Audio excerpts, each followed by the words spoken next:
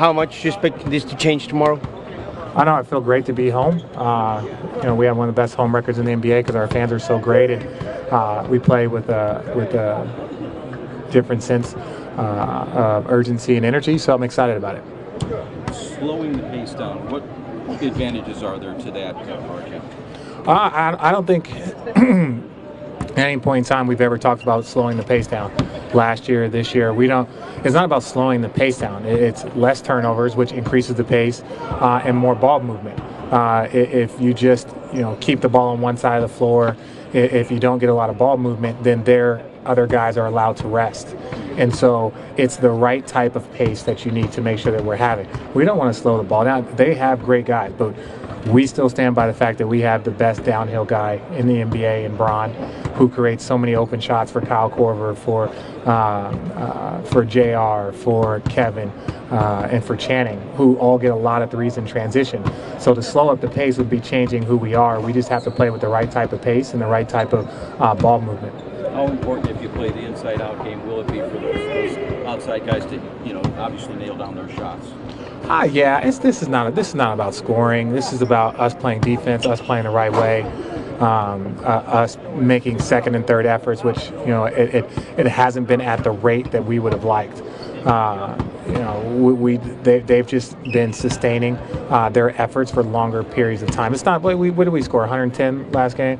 That's more than enough points to win most basketball games, unless you allow them to shoot 50%, 40%. They're great. The task is there, but I believe we're up to the task and the challenge. So how much of a factor will just the home court be? The home crowd, the queue, all that stuff? Oh, no, we're looking forward to it.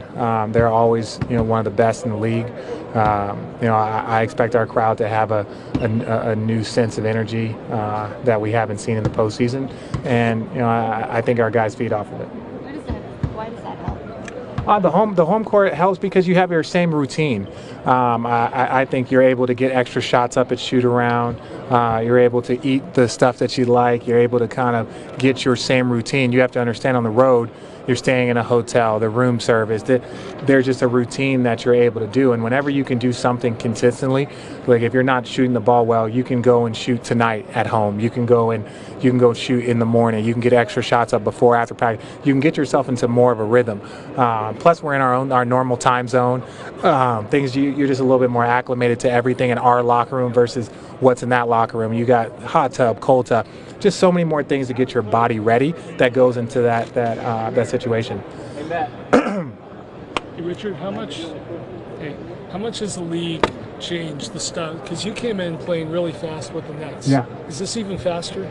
I think it's different. I think because we played fast and we ran for layups. I don't think anybody was faster than that team, if you in my humble opinion. But we ran for layups and we didn't really have guys that can shoot the ball.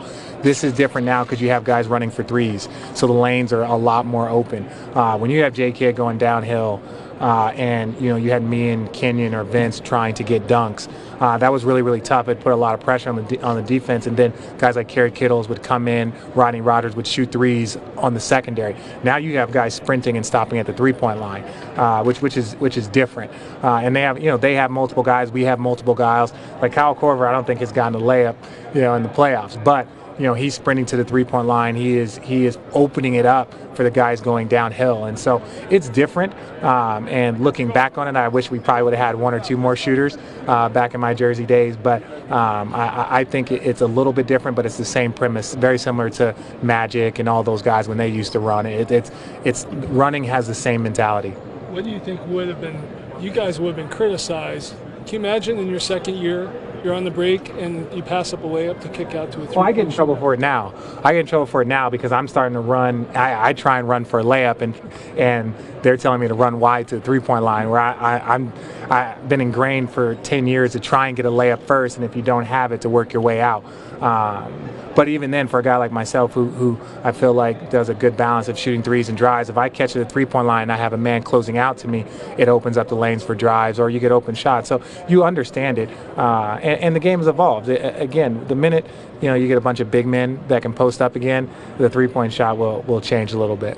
You were a great defender earlier in your career. Do you feel like you're maybe even a better defender now, just because of your experience? I think with my experience, obviously you have to give that. I'm not as quick. I'm not as agile. I can't make up for mistakes. I can't let a guy go by me and then go get a block. I don't have that extra burst to go get that steal when you wouldn't see it, or if I don't box out to still be able to go get that rebound. So from that sense, you have to be smarter. You have to make sure that you're on the body. You know you're boxing out. It's not a jumping contest. So I believe that I'm a smarter defender. I wouldn't say that I'm a better defender than I was when I was young. So many of you guys, when you get older, you start guarding bigger guys. Yeah. Iguodala does it. Yeah. David West is playing centers now. Yeah.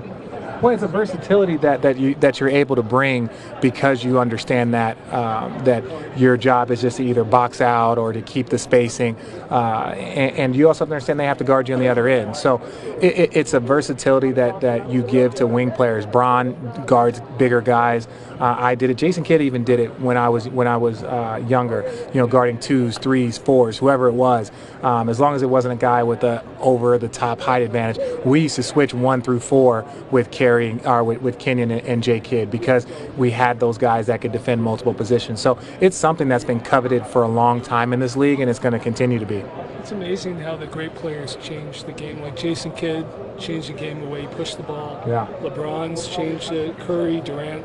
Yeah. I mean, there's 3 guys in the series that really changed the game. They really have, and you know, one of the difficulties in their team is last year you had 2 guys that you had to spray out to.